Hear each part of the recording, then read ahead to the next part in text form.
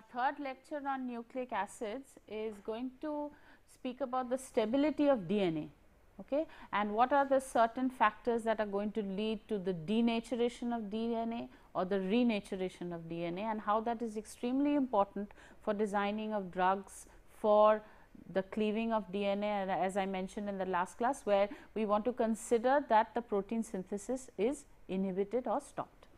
Okay. If we go back to look at the double helical structure of DNA, we have our sugar phosphate backbone and we have the specific bases linked together. Now, apart from the hydrogen bonding present here, we are going to have certain other interactions that are going to be responsible for the double helix to maintain its structure in solution. Now, the forces that actually result in the DNA structure are electrostatic forces that are mainly repulsion forces. Now, can you guess why we would call them repulsive forces? Why would the electrostatic forces in the case of DNA or the structure of DNA that I showed on the previous slide be called repulsive? What do we have in the backbone? We have sugar phosphate. What is the charge on these phosphates? They are all negative. So, the strands would tend to be as far away as possible, right, which is going to result in an electrostatic force that is going to be basically a repulsion. We have hydrophobic forces, we have hydrogen bonds obviously between the bases and also possible between the other heteroatoms present in the bases with the water that is around, and we have stacking interactions between the bases at different levels. Now, considering the properties of the Watson-Crick base pairing, the base pairings are planar. Okay. So, in the resulting planarity that we have between the GC and the AT pairs, we are going to see a stacking interaction that again can be disrupted with any agent that penetrates this region between the bases. So, we have these 4 types of forces that actually determine the DNA structure. Now, the base pairs are usually found in the interior of the helix, okay, which is going to result in the stacking interactions between the bases. The charged and hydrophilic sugar phosphate backbone are on the exterior, which results in the electrostatic repulsion of the strands. The phosphates from the 2 strands would obviously be as far away as possible.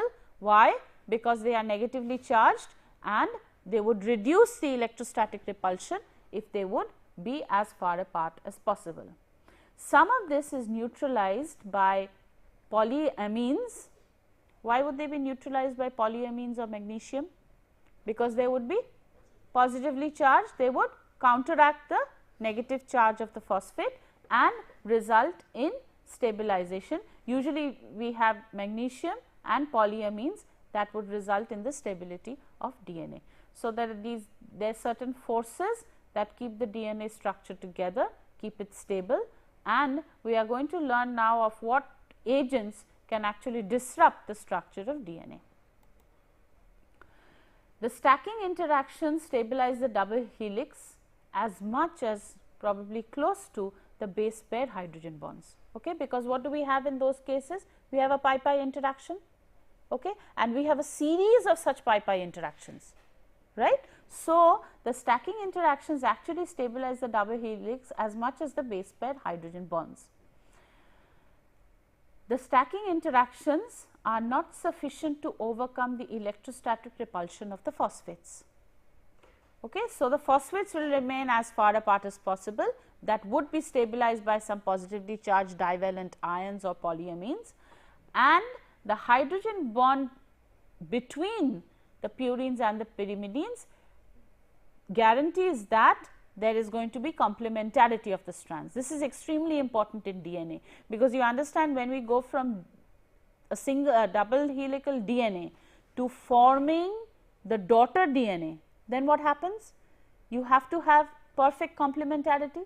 It is not like RNA where you can have a single strand and you can have complementarity for some region of the RNA, but not for the whole region.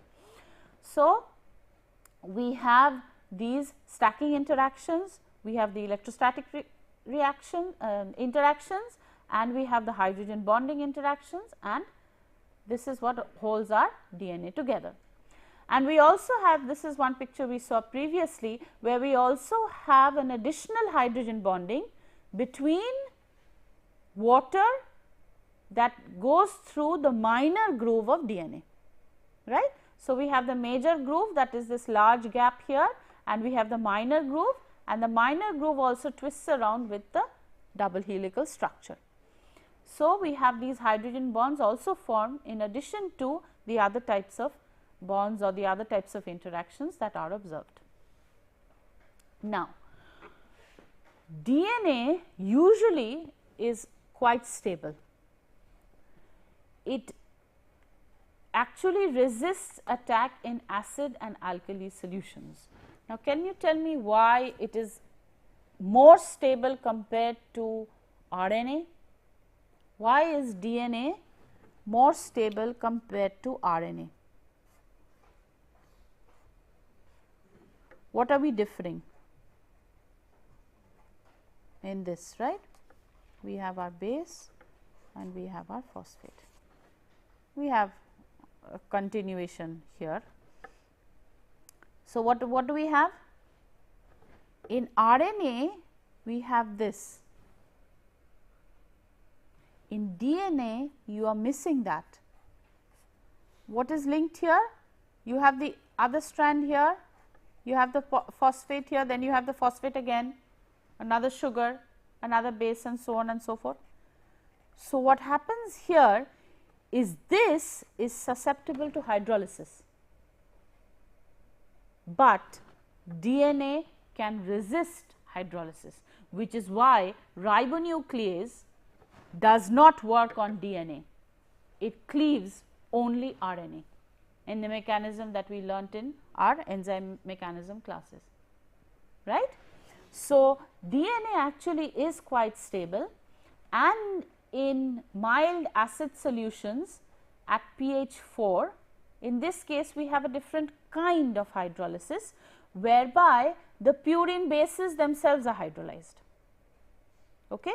Since the OH is absent at the 2' position, unlike RNA, what happens in this case, the beta glycosidic bond to the purine bases are hydrolyzed, and we also have protonation of the purine bases. Now, what is going to happen if you are going to have protonation of the purine bases at the acidic solution?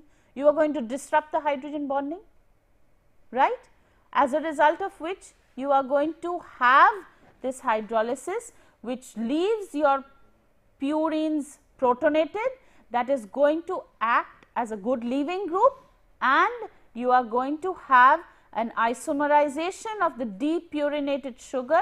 This is the hydrolyzed sugar, where you are going to have, what is this 5' and what does this signify?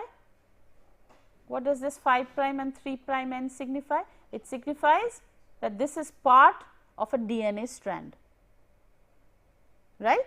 You do not have the OH here. So, this is part of the DNA strand, and this occurs under mild acidic conditions, where there is a protonation of the purine is lost, and what happens is this sugar now that is on the left hand side, which is depurinated, isomerizes to an open chain form. So, what have you done in mild acidic conditions? You have not only depurinated your DNA, you have also opened up the sugar, right. So, that could basically be a problem. What happens in RNA? This is RNA now, right. So, in the RNA, what is this doing now? This is in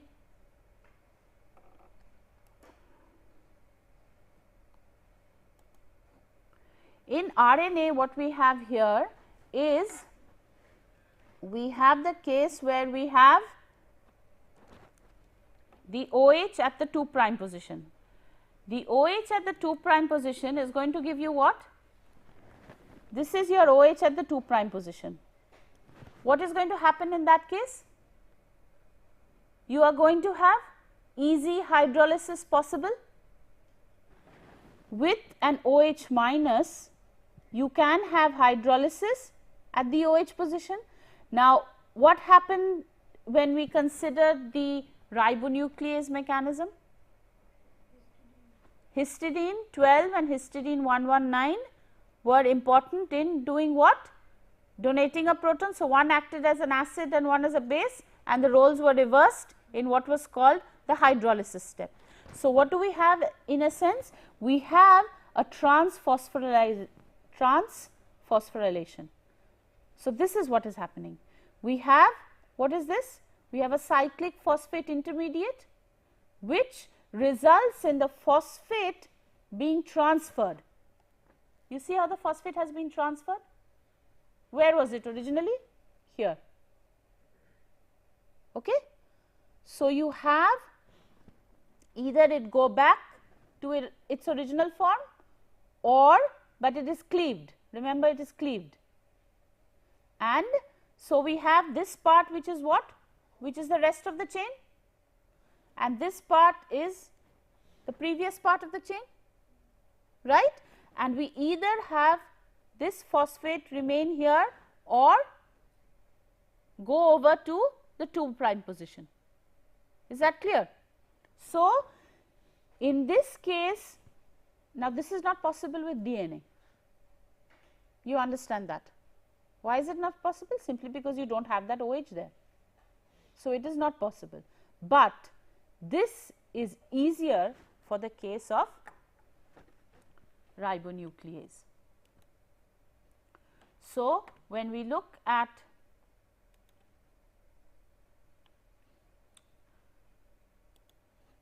our RNA, we have it as very unstable in alkali solutions. Basically, because of that 2 prime OH that is present, it results in hydrolysis, a possibility of hydrolysis always of the phosphoester diester backbone, and this renders your RNA susceptible to strand cleavage. So, what is going to happen is your RNA strand that was a single strand is going to easily cleave, right, because of the OH being present there. Under mild, even under alkali conditions, it is going to break up. And we already considered the enzymatic hydrolysis of RNA, where there are ribonucleases that are going to cleave RNA in a similar fashion, but in this case it is going to be the histidines that are going to be important in the cleavage mechanism, whereas in just considering an alkali solution, it is going to be your OH minus that is going to attack the 2 prime OH, which it cannot do in the case of DNA because it is absent. We looked at this representation, and as I mentioned before, when we are looking at enzymatic cleavage, we are talking about nucleases. Okay? We are talking about a ribonuclease which is going to cleave ribonucleic acid. We are talking about deoxyribonuclease which is going to cleave deoxyribonucleic acid. There are 2 types of nucleases. There are 2 types. The 2 types are exonucleases and endonucleases. Exonucleases chop off nucleotides from the ends. Okay? So, when you have a nucleotide and you are chopping it off from the end, then you have an exonuclease. You have an endonuclease when you remove the internal phosphodiester bonds, that is something that is within the chain. Again, you have 2 types there because you have 2 bonds. You can remove at the 3 prime position or you can cleave at the 5 prime position. If you act on the 3 prime hydroxyl group of a nucleotide, it is type A. If it acts on the 5 prime hydroxyl group, it is type B. Okay? So, the two types of nucleases are exonucleases and endonucleases. Exonucleases are like, what is an analogous case for proteins? An exonuclease, an analogous enzyme for proteins. Remember when we did the C terminal, we had a carboxypeptidase. What did that do? Chop off from the carboxy terminal of the polypeptide chain. But if you had trypsin or chymotrypsin, what did that do? Chop off in the middle. It cleaved in the middle. Okay. So, an analogy for exonuclease in the case of a polypeptide chain would be that for carboxypeptidase. The endonuclease is for two types. Okay. So, we have the 5 prime end and the 3 prime end. The 5 prime, we have it acting, a type A acts on the 3 prime hydroxyl group. So, we have our AG. What is this part? This is the 3 prime of this, right? This is the 5 prime of C. Are you following? We have A, G, C, T in this sequence. We have a 5 prime end for each, we have a 3 prime end for each, right. This is the 3 prime end of the G, but it is the 5 prime, let us go back one. What do we have here? The 5 prime end and the 3 prime end. This is the 3. So, this phosphate, what is this? This is the 3 of what? Of C. This is the 3 of G. So, if you cleave here, first of all you are an endonuclease and type A. Is that clear? Right? So, when you are cleaving, this is the 3 prime end, you have to remember, this is the 3 prime end. This is the 3 prime end of G. What is this? Of C, right? So, if we now look at the cleavages, what do we have here? If the cleavage is here, it is cleaving at the 5 prime end. So, it is type B. If it is cleaving here where the red dotted lines are, it is cleaving at the 3 prime end. It is type A. For example, the phosphodiesterase present in snake venom is a type A endonuclease. It just chops off the RNA. Okay. So, these enzymes are actually used for cutting DNA and RNA into manageable sizes, and they are used a lot in microbiology, molecular biology, where you have these specific genes that are tailored to what you want to make or which protein you want to make. You want to make a mutation in a polypeptide chain. You know the genetic code, you know what amino acid you want, and you know what bases you want for that amino acid to be made. So, what you have to do is in your DNA sequence, you have to change that set of bases. Okay. This is routinely done and it is called site directed mutagenesis. You call it recombinant DNA technology, where you have the set of bases that you can change to change what? To change the protein that you are going to synthesize. So, if you want to change a specific amino acid, the rest of the chain is all the same.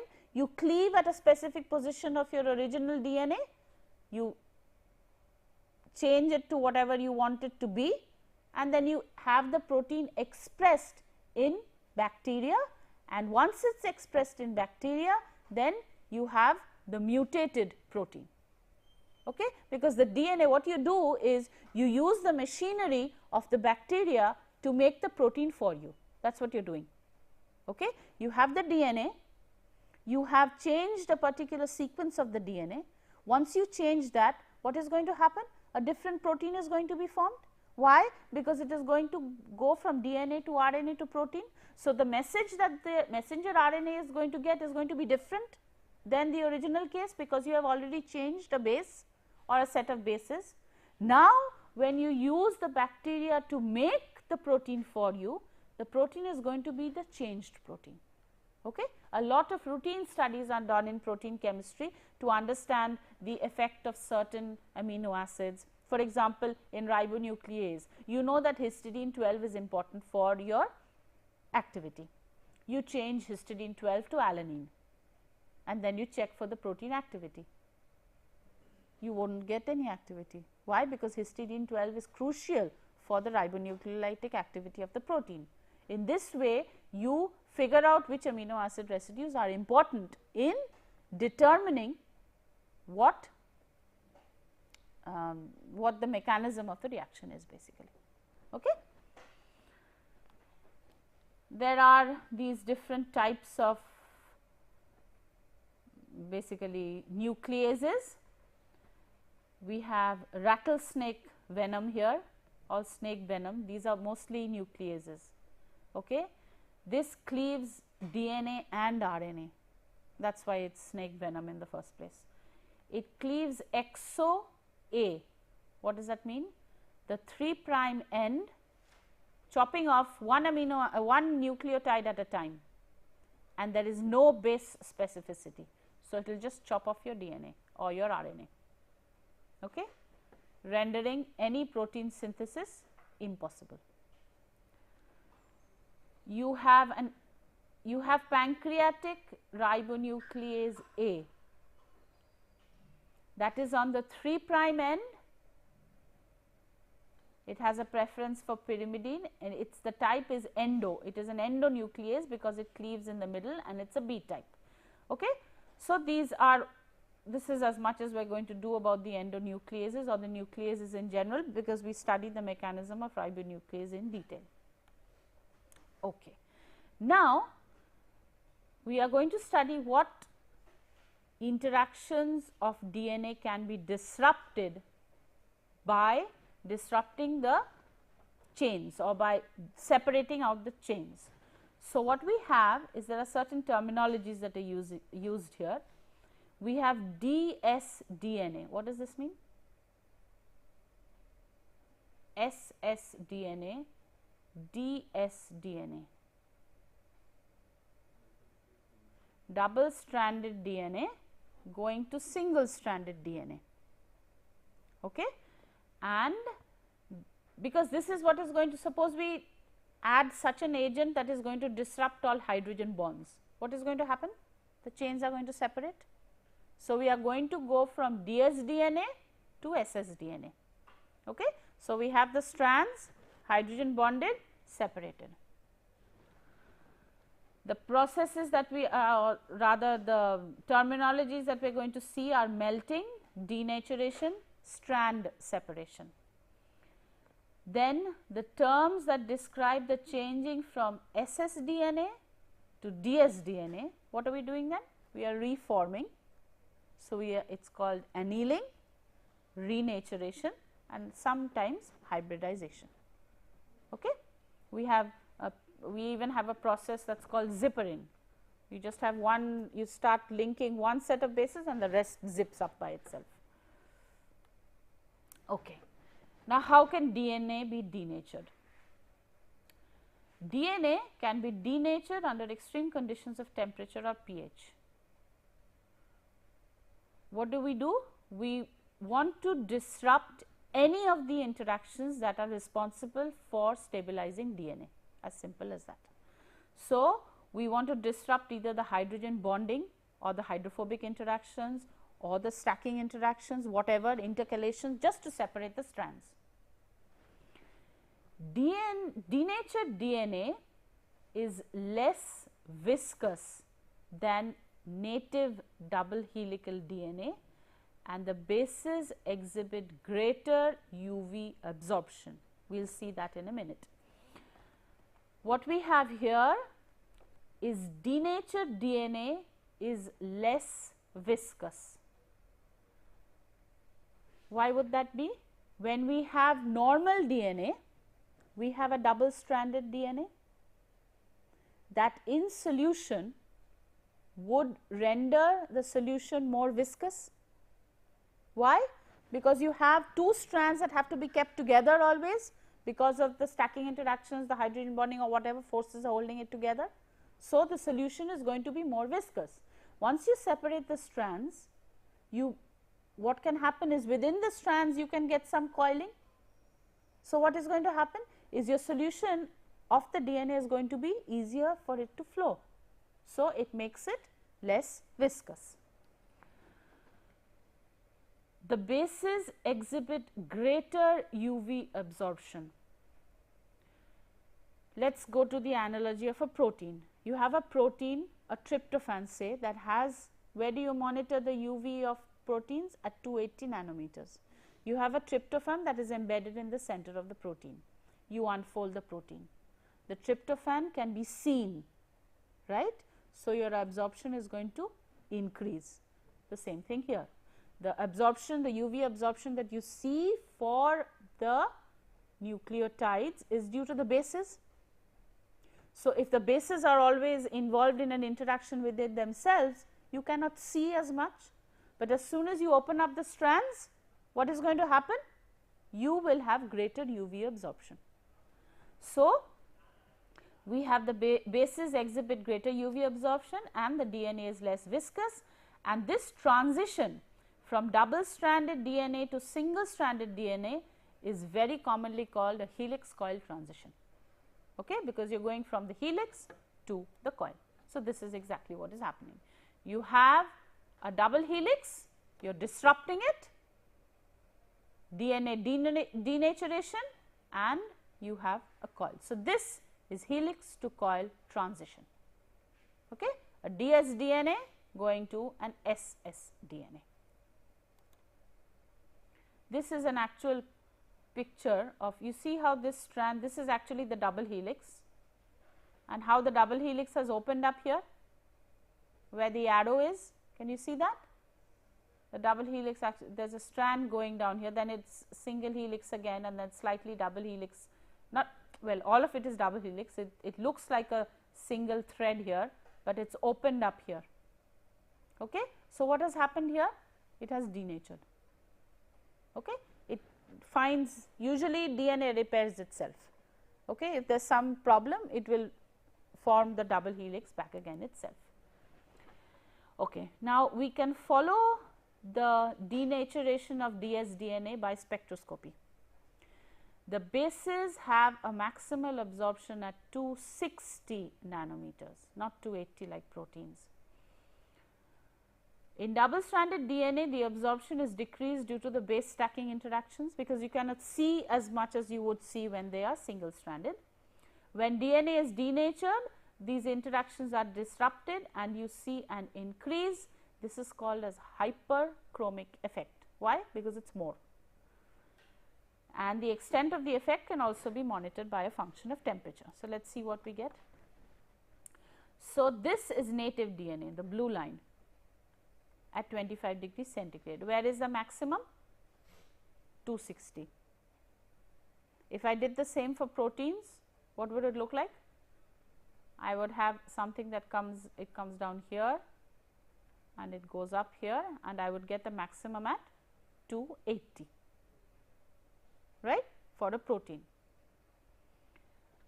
When the DNA is denatured, you have increased the temperature. So, you have disrupted the DNA interactions, they are now single stranded. So, you have rendered a helix coil transition. What has happened to the absorption? It has increased, and you now know why it increases. Okay? So, you have a relative absorption absorbance of the DNA that increases on DNA denaturation, okay, because there are stacking interactions, there are hydrogen bonding interactions in the double stranded DNA that are not going to allow an absorbance as high as it would be in the case of a single stranded state. So, we have denaturation. Now, what happens in some cases is you cannot reverse the situation. Okay? It is irreversible denaturation. Now, what happens is, if say the temperature is rapidly decreased, then the change in the viscosity of the absorption that is observed cannot be fully reversed, and the change occurs over a broader range of temperatures. We will see what that means. And sometimes what happens is, because now if you just look at say the strand like this. Now, what you are intending now, if you separate these strands out altogether, then what is going to happen, and if you result in a cleavage of the strands too, it is unlikely that they will be coming together, right. So, what happens is, with increase in temperature with certain agents also, it is not possible for the renaturation of DNA. The overall renaturation actually depends upon the average length of the DNA segments. Okay? If the segments are small, there is a possibility that they are going to find the complementary base strands and join up to form the double stranded helix. Then it also depends upon the concentration of DNA. Okay? If the strands are too far apart, then it is unlikely that they are going to find the partner DNA. And also the complexity of the DNA. What do we mean by the complexity of the DNA? We have to remember, look for complementarity in the bases, right. So, for looking for complementarity in the bases, it might not always be possible to find the same stretch of DNA that is going to act or form the double helix back together again. Okay. So, we have the overall rate of renaturation determined by these specific factors: the concentration of the DNA, the average length of the DNA segments, and also the complexity of the DNA. Now, under certain conditions, DNA can be renatured. When we say renatured, in this case, what do we mean? How is it different from the renaturation of proteins? When we denature a protein, we are unfolding the polypeptide chain, right. But when we are denaturing DNA, we are separating the strands, right. But for the protein, the amino acids are still linked to one another. So, when we remove the denaturing agent, for example, urea, whatever has been used, usually temperature denaturation is always not renaturable, but suppose we have urea in the solution when we have denatured the protein, we have just prepared the polypeptide chain back again. We remove the denaturing substance, what is going to happen? The protein will fold back. In this case, the DNA has to find its complementary strand, right. So, under certain conditions, DNA can be renatured where the complementary strand can be brought back together. Why? Because only then are you going to get the proper double stranded linear double helix, right, or rather the double helix structure, because you have to have that ladder formation first, where you are going to have complementary base pairs, and you have to have the correct hydrogen bonding pattern reproduced again. Only then can you renature the DNA back to where you started from. Now, this occurs at a temperature called the annealing temperature very efficiently, that is Tm minus 25 degrees centigrade. Now, what the Tm is, it is called the melting temperature of DNA.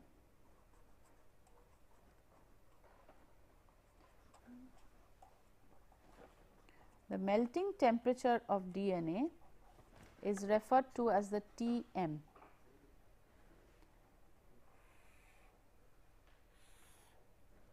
What are we monitoring here? We are monitoring the melting of DNA. The melting of DNA is basically the separation of the strands, helix coil transition, that is going to render the DNA structure disrupted. So, we have to have a specific measure of how we can do that. What can we measure here?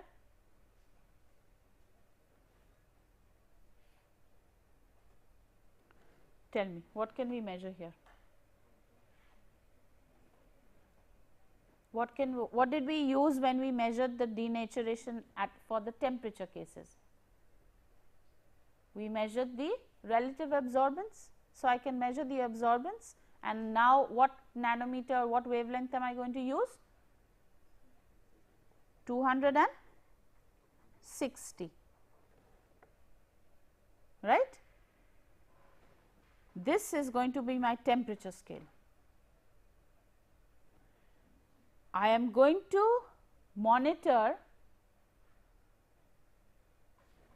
the absorbance with temperature.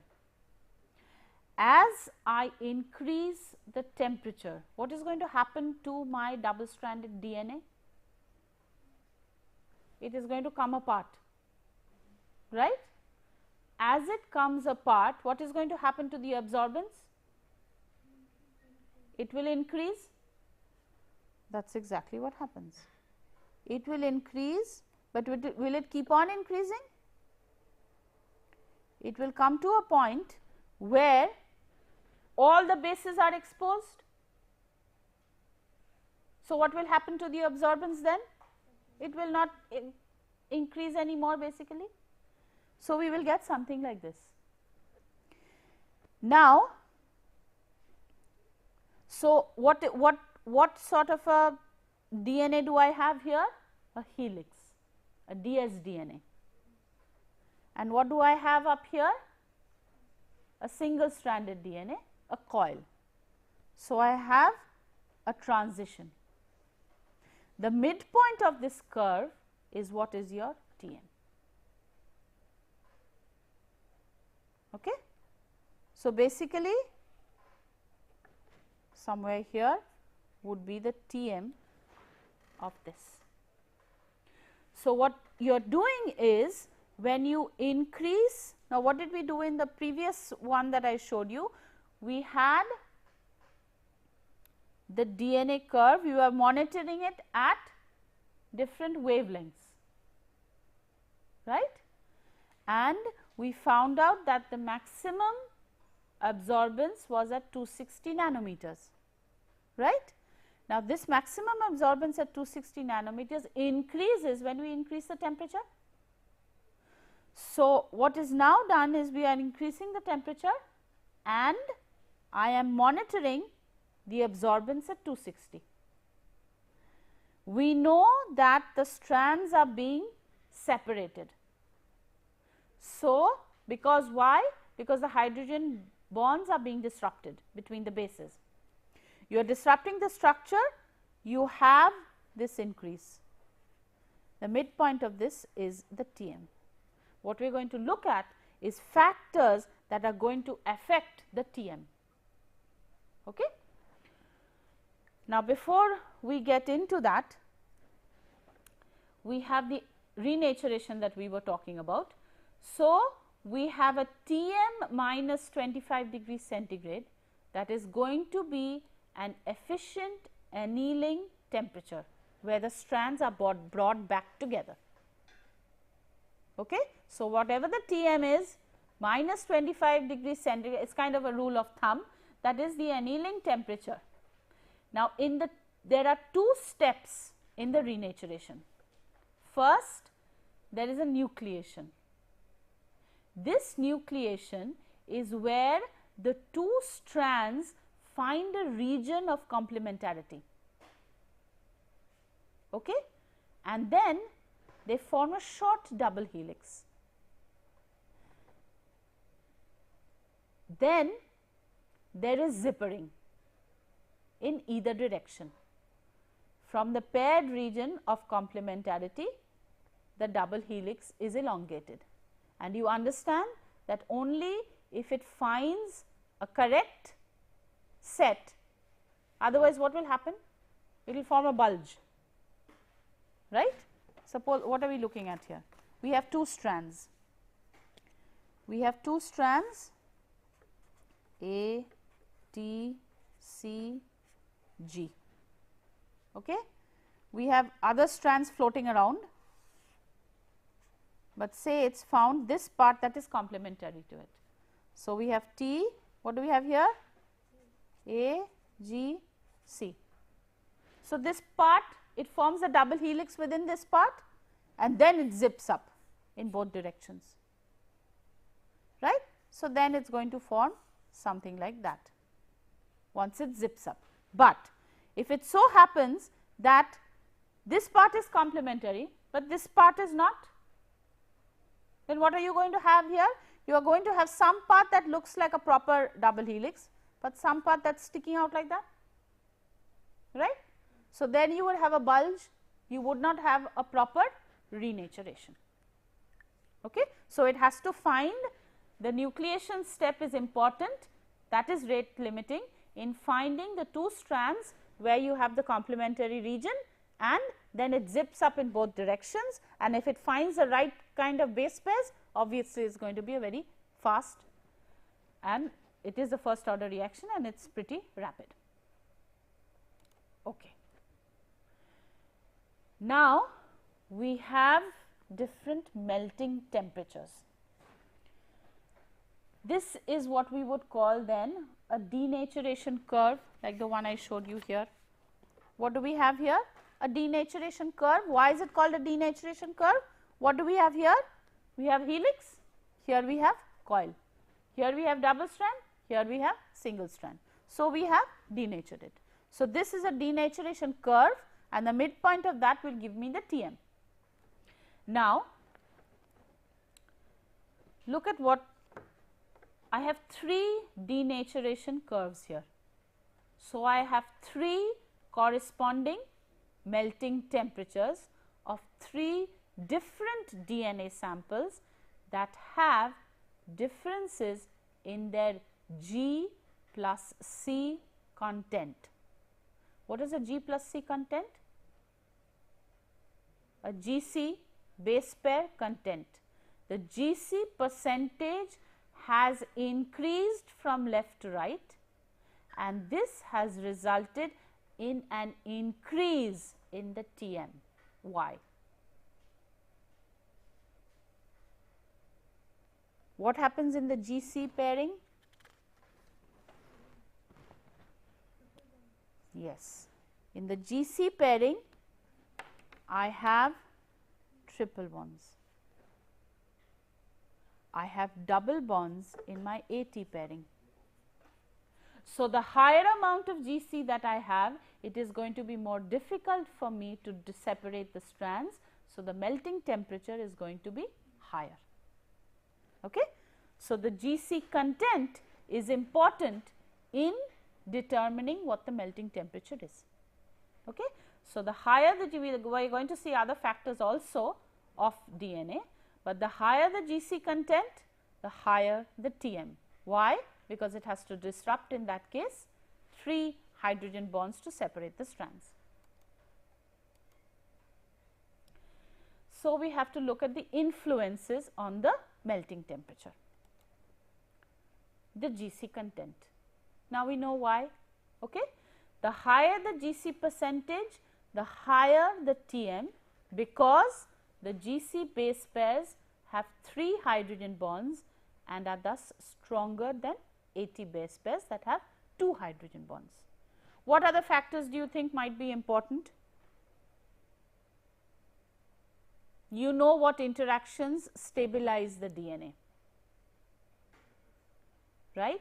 We know what interactions stabilize the DNA. So, the basic idea in this case is going to be disrupting those interactions, right. So, what else is stabilizing the DNA? We have electrostatic repulsion, right. So, salt. What is salt going to do? The salt is going to shield the charges, lessen the repulsion between the phosphates, and the higher the salt concentration, lesser the repulsion, then higher the Tm. What is going to happen? The higher the salt concentration, suppose you have a large amount of magnesium, what is going to happen? The ions are going to shield the phosphate charges on the backbone. This backbone is going to remain as far apart as possible, right, because you have the phosphate. Now, if you have salt ions that are going to stabilize this, what is going to happen? It will not be very easy for you to separate the chains, because the chains, if say you have further negative charge here, what is going to happen? There is going to be repulsion between the chains, right? Repulsion between the strands is what is going to take it apart, because essentially what you are doing is you are resulting in a helix coil transition. That is what you are looking at. If you are looking at a helix coil transition, what you want is you want destabilization of this. You want destabilization of your strands, right. Now, you want this repulsion to be minimum. What is going to happen to the repulsion here?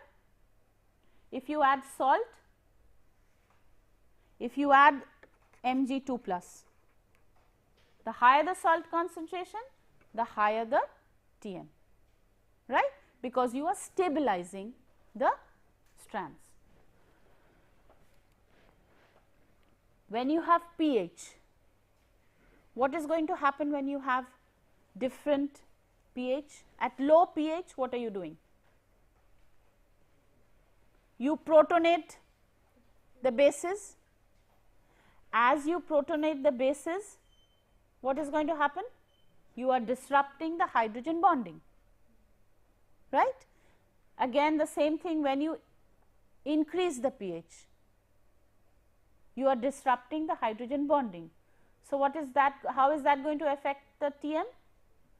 It will decrease the Tm, because you are resulting in a larger disruption.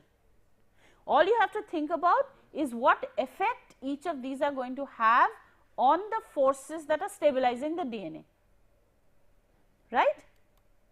Then we have organic compounds. Organic compounds can act in different ways. One thing is they can intercalate between the bases, and what are they going to do? They are going to disrupt then in that case the stacking interactions. They can also form more favorable hydrogen bonds with the bases, and in that case what are they going to do? Again disrupt the stability of the DNA, disrupt the hydrogen bonding, either the electrostatic repulsion or the hydrogen bonding or the stacking interaction. Whichever type of interaction is disrupted will result in the separation of the chains. Okay. So, what we learnt was, we learnt how the overall structure of DNA and RNA is formed by the nucleotides basically coming together. We have the sugar phosphate backbone in both cases, just the sugars being different in the deoxy type and the deoxyribose type and the ribose type. The bases are the purines and the pyrimidines for both cases. We just have a change from thymine to uracil when we go from DNA to RNA. Then we looked at the hydrogen bonding patterns in each cases, where we found that we had 2 hydrogen bonds between A and T and 3 hydrogen bonds between G and C. And we saw how the stability of DNA can be disrupted by certain factors, and what the melting temperature was, and what effect the GC content and the AT content had on the overall DNA stability, and other factors like we have temperature also that we have to look at, we have the GC AT content that we have to look at, we have the pH, we have the addition of ions and the addition of organic solvents. This completes our discussion on nucleic acids. We will begin bioenergetics in our next class. Thank you.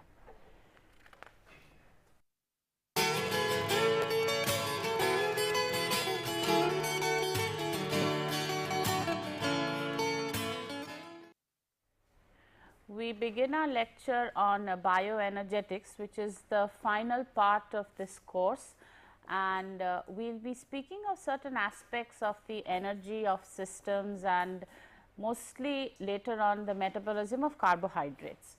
Now, if we consider the bioenergetics of life, we consider the thermodynamics of energy conversions in living systems. And we have seen before how we look at ATP as a source of energy, and it will be more apparent now when we see how this energy of the breakage of the high energy phosphate bond is actually going to give us a lot of the energy that is required to drive these processes. So, we have the free energy from ATP and other high energy compounds.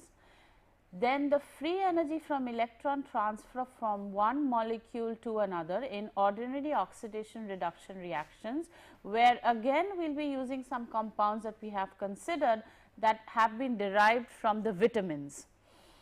Then we will be looking at some metabolic pathways, and involved in that we will be looking mostly at the breakdown of glucose, how glucose is broken down in the body, and in that there will be certain, not very many, but some organic reaction mechanisms, and there will be some studies based on how the energy is utilized in the processes in glycolysis or the tricarboxylic acid cycle, where we have the final breakdown of glucose.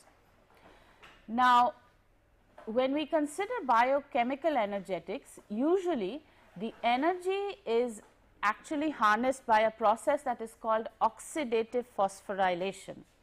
This is an aerobic process. An aerobic process means it is a process that requires oxygen. This oxidative phosphorylation is the process by which ATP is formed, and you realize that since ATP is the currency of energy, we require its formation at a very high level as well, because its breakdown is going to finally drive a lot of other processes that are going on. Okay? So, the formation of ATP is extremely important, and oxidative phosphorylation is the process in which it is formed as electrons are transferred from NADH or FADH2 to oxygen by a series of electron carriers. Now, okay? So, what happens is this pyrophosphate is often the product of a reaction that needs a driving force, okay? And we have this breakdown. Now, if you look at both the examples that I showed you, both of them are breaking down ATP, okay, which means that ATP has to be produced somewhere. Okay? If you do not have enough production of ATP, obviously none of these reactions are going to be possible. So, we are going to look at generally how ATP is formed in a very simplistic manner. Now, we have looked at these molecules before. Okay? We will go into some of the details of what we looked at before. We considered these when we studied vitamins and coenzymes. Okay? NAD plus is a coenzyme that reversibly binds to enzymes. Okay? That is what is a coenzyme, and FAD is a prosthetic group that remains tightly bound to the active site of an enzyme, and we will see how these are utilized basically in the process of oxidative phosphorylation to actually give you ATP production, in the production of ATP. And these flavin, we look at what these molecules are. The flavin nucleotides are tightly bound to what are called flavoproteins. Okay? So, the proteins that have the FAD or the flavin nucleotides are called flavoproteins, and these are required in the reactions of oxidative phosphorylation to give you your enough the energetics or whatever is required for the production of ATP. Now, this is something we studied before, where we are looking at vitamin B3 niacin here, where we have two cofactor forms that were NAD and NADP. They are not tightly held, they are the cofactors, and they are reused for reaction after reaction. Okay? But what are, we do not use them in the raw form here.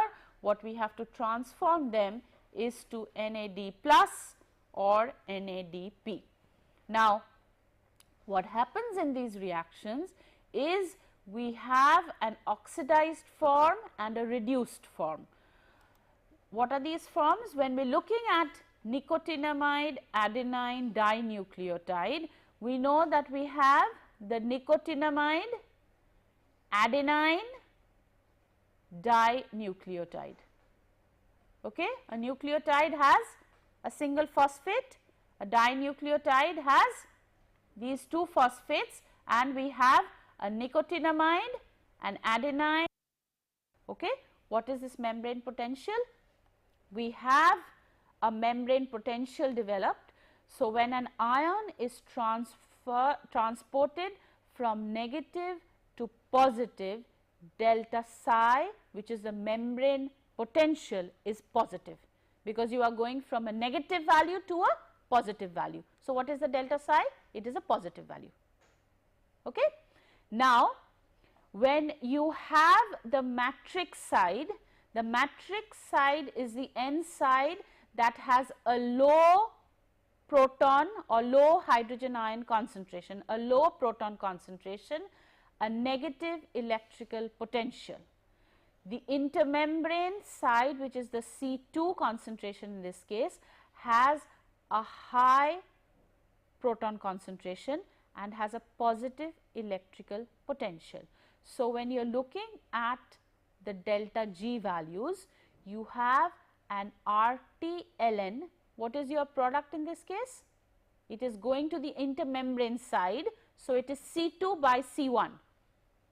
You have a ZF delta psi, which is nothing but your NFE.